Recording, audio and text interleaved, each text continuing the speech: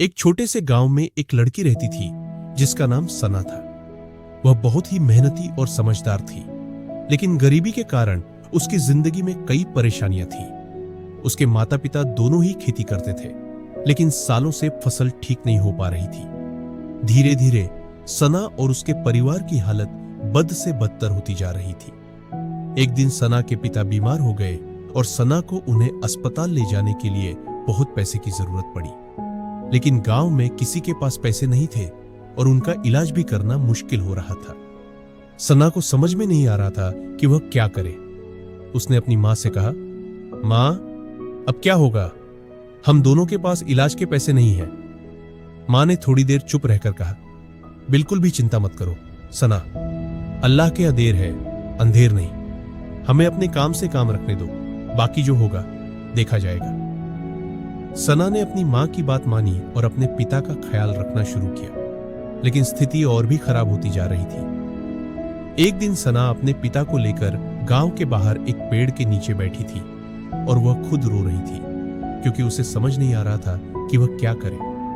तभी एक अजनबी व्यक्ति वहां आया। वह व्यक्ति बुजुर्ग था। उसकी आंखों में गहरी उदासी थी, लेकिन चेहरे पर एक अजीब सी शांति भी थी। वह सना के पास आया और पूछा, क्या तुम ठीक हो बेटी? सना ने अपना दुख बताया कि उसके पिता बीमार हैं और इलाज के लिए पैसे नहीं है।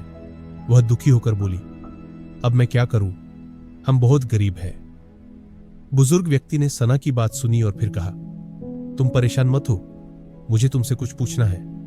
क्या तुम मुझे विश्वास करती हो? सना ने अपनी आंखों में विश्वास भरकर उसे देखा और कहा, हां, अगर आप मदद कर सकते हैं तो कृपया करें। बुजुर्ग व्यक्ति मुस्कुराया और बोला, मैं एक छोटा सा काम करना चाहता हूं। तुम्हारे पास क्या है? तुम मुझे क्या दे सकती हो? सन्ना थोड़ी सोच में पड़ी। मेरे पास तो कुछ नहीं है। जो कुछ था वह हमारे परिवार ने खर्च कर दिया। फिर उसने झिझकते हुए कहा, लेकिन मेरे पास यह एक पुरानी चूड़ियां है जो मेरी दादी की है। बुजुर्ग व्यक्ति ने वह चूड़ियां देखी और फिर मुस्कुराते हुए कहा, तुम्हें इनकी जरूरत नहीं है बेटा, इन्हें मेरे पास रखो और मैं तुम्हारे पिता का इलाज कराने की व्यवस्था करता हूं। सना ने थोड़ी देर सोचा, लेकिन फिर बुजुर्ग की बात मानी और चूड़ियां उन्हें दे दी। वह बुजुर्ग व्यक्ति उन चूड़ियों को लेकर कुछ देर के लिए चला गया।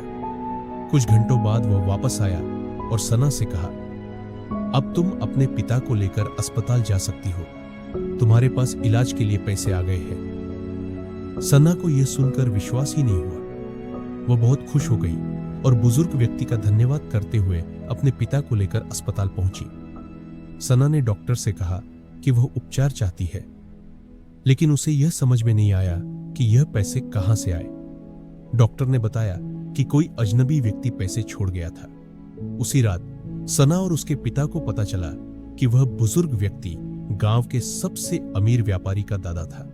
उन्होंने अपनी पूरी संपत्ति को लोगों की मदद करने के लिए दान कर दिया था। इस घटना के बाद सन्ना की सोच बदल गई। उसने समझा कि जीवन में कभी भी उम्मीद नहीं छोड़नी चाहिए, क्योंकि जब सबसे ज्यादा मुश्किल हो तो अल्लाह किसी न किसी रूप में मदद भेज देता है। सना और उसके परिवार की जिंदगी धीरे धीरे बदल गई और वे अपने कठिन समय से बाहर आ गए। कहानी से हमें यह सीखने को मिलता है कि कभी भी मदद से पीछे नहीं हटना चाहिए। ईमानदारी, उम्मीद और दूसरों की मदद कभी बेकार नहीं जाती। जीवन में जितनी मुश्किलें आती है, उतनी ही मदद भी अल्लाह भेजता है।